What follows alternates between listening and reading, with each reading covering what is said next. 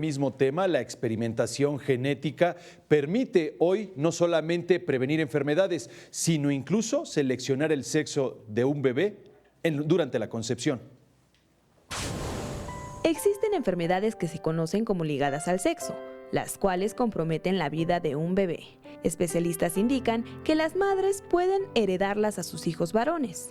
Tal vez haya escuchado hablar de la hemofilia, que se caracteriza por falta de coagulación en la sangre. Falta alguno de los factores de coagulación y entonces estos niños tienden a sufrir hemorragias con pequeños golpes que no son pues nada significativos o incluso hasta de manera espontánea. Al haber una pérdida sanguínea importante, una hemorragia, pues se compromete la vida de estos pequeños. La distrofia muscular de Duchenne es otra de estas enfermedades ligada a los cromosomas de los varones, que crea una debilidad muscular generalizada.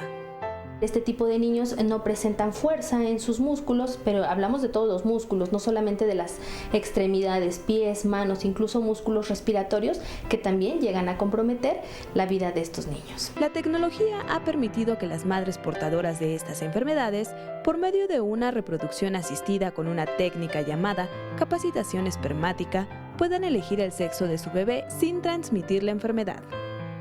Se van haciendo lavados y centrifugados sobre el semen para separar a los espermatozoides de acuerdo al peso y a la velocidad o al movimiento que tienen.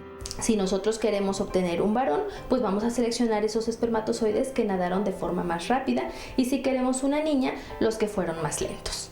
Otro procedimiento que también se encuentra en nuestro país es el diagnóstico genético preimplantacional, donde se busca un embrión sano para que nazca un bebé de cualquier sexo.